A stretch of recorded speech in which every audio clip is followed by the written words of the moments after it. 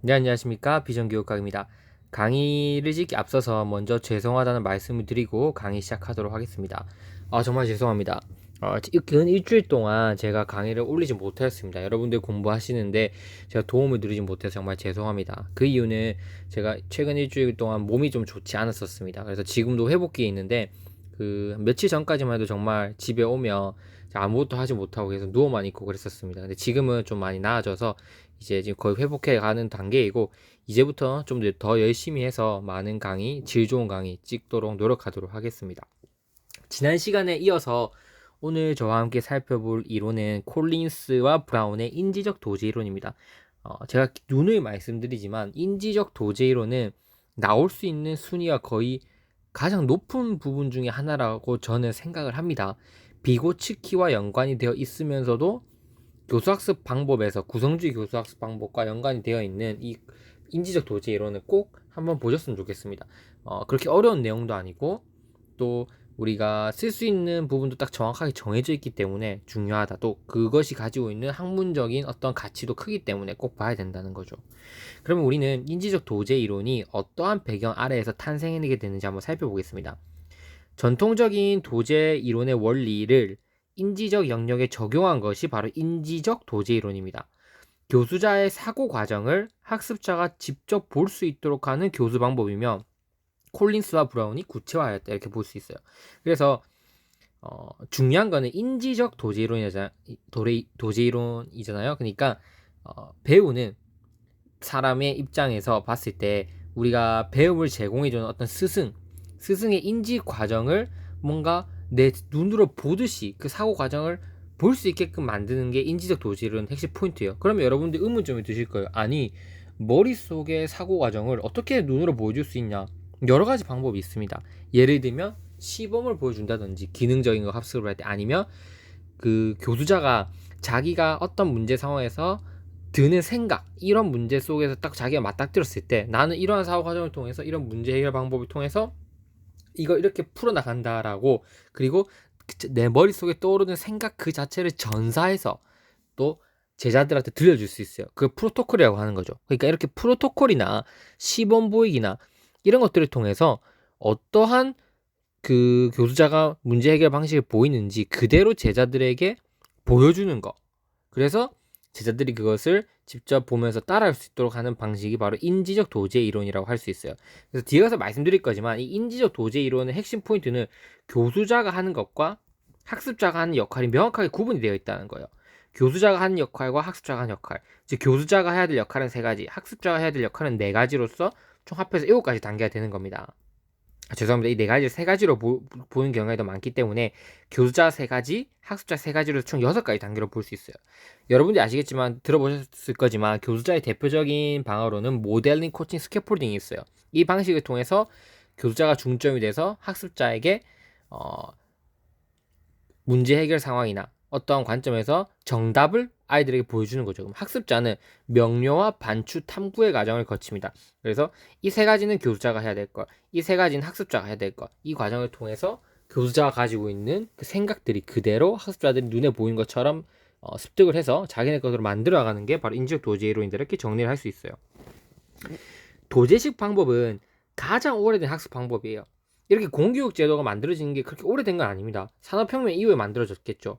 산업혁명 이후에 도시화 산업화가 되면서 많은 사람들을 동시에 교육할 수 있는 공립학교 기관이 만들어지기 시작했었습니다. 그 이전에는 다 1대1로 뭔가 도제식으로 배우는 시스템이 많았던 거죠. 뭔가 같이 자면서 합숙하면서 그 사람의 어떤 행동 하나하나를 조금씩 이제 그 어깨 너머로 보고 배우는 그런 방식을 했었던 거죠. 이렇게 도제식 방법은 가장 오래됐고 가장 자연스럽게 학습하는 방법 중 하나이다. 오늘과 같은 형식적인 학교 교육 제도가 갖춰지지 않았던 시기에서는 주로 지식과 기술을 전수하는 방법으로 활용되었다. 도제식 방법 아까 말씀드렸지만 같이 생활도 하고 잠도 자고 이러면서 조금씩 그 제자가 스승의 모든 면들을 하나하나 배워나가는 방식이죠. 오랜 시간 동안. 이런 고전적 도제 학습은 전문가가 도제에게 일하는 방법을 보여주고 도제는 그 일이 수행되는 것을 지켜보고 점점 더 일에 대한 책임감을 가지면서 마침내 독립적으로 일을 완수하는 것이다. 결국 도제 학습 이론의 핵심 포인트도 점진적으로 책임이 이양되고 있는 원리가 있다는 거죠. 하지만 인지적 도제는 이제 몸으로 보이는 것도 당연히 있겠지만 중요한 거는 사회 집단의 전문가가 지닌 지식, 사고 과정 이런 것들을 학습하는 게 바로 인지적 도제 이론이다. 그래서 인지적 도제 이론에는 어떤 예시가 들어가는 게 좋다? 자기네 사고 과정을 눈으로 보여줄 수 있는 프로토콜 이런 것들이 들어가는 게 좋다라고 볼 수 있습니다.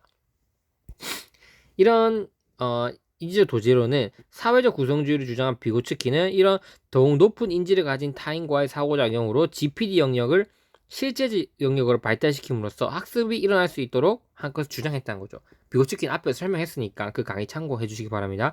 이때 만약에 지식이 절대적인 것이 아니라 상황 의존적인 것이라면 그 지식이 맥락과 관련하여 어떤 의미이며 어떻게 쓰이는지를 가장 잘 아는 사람들은 전문가들이다. 이렇게 본 거죠. 구성주의에서 지식은 절대적인 게 아니라고 봤어요.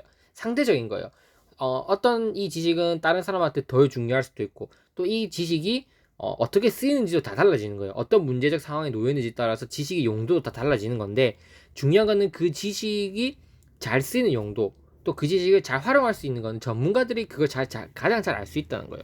따라서 전문가들이 어떻게 사고하는지를 배우며 개인의 성찰 과정을 통해서 그걸 답습하고 자신의 것으로 만들어 나가는 과정을 거쳐서 효과적으로 성장할 수 있는 걸로 보이는 거예요. 그래서 핵심 포인트는 뭐냐면 인지적 도제 이론은 그 도제 스승의 것을 그대로 배워 나가는 게 핵심 포인트예요. 그걸 부인하지 않습니다. 그래서 왜냐면 이 비계 제공이라고 비고츠키가 제시한 비계 제공이라는 것 자체가 따지고 보면 또 뛰어난 능력을 가진 학습자에게 도움을 받아서 그만큼 수준으로 나아가는 거잖아요. 근데 단 여기서 여러분 오해하시면 안 되는 거는 그대로 답습하고 거기서 끝나냐 그건 아니라는 거예요. 인지적 도제 이론은 그 스승의 어떤 인지적 사고방식을 우리가 어느 정도 배워 나가고 그걸 따라하는 데서 그치는 것이 아니라 그것을 자신의 것으로 한 번 더 생각하고 더 발전시켜 나갈 수 있는 방법을 생각해보는 탐구의 과정을 반드시 거치는 걸 중심적으로 또 하고 있습니다. 그래서 인지적 도제 이론의 핵심 두 가지인 거죠. 어떻게 그거를 잘 나의 것을 습득하냐 그리고 습득한 것을 어떻게 나의 것을 또 창의적으로 만들어내냐 그 두 가지가 인지적 도제 이론의 핵심 포인트다라고 이렇게 정리를 해볼 수 있습니다. 그리고 그 과정이 모델링과 코칭과 스캐폴딩과 명료와 반추 탐구의 과정을 거친다는 거죠. 모델링, 코칭, 스캐폴딩도 이 순서가 지켜지는 게 좋습니다. 그러니까 모델링부터 이렇게 쭉 갈 때 점진적으로 책임이 이양되는 거예요. 모델링은 뭐냐면 제일 처음 시범을 보여준다는 거예요. 그러면서 시범을 보여주고 난 다음에 코칭, 이렇게 하나 둘씩 동기유발을 해준다거나 뭔가 이게 좀 학습이 잘 안 되는 부분을 캐치해 준다던가. 그 스캐폴딩은 이제 힌트를 주고 발판을 마련해 주거나 이렇게 하면서 그 다음에 명료화는 학습이 다 끝나고 스스로 그것을 한번 말해보게 하거나 아이들로 하여금 시범을 자기가 해보라고 하는 거죠. 하고 반추는 그 과정에서 내가 잘못된 거 없는지 스스로 반성하게 하고 반추까지는 거의 대부분이 뭐냐면 답습이에요. 답습. 근데 탐구는 뭐냐 여기서 내가 배운 것을 적용시켜 나가는 거예요. 그래서 그 하나하나 예시들을 저와 함께 구체적으로 다음 강의에서 살펴보도록 하겠습니다.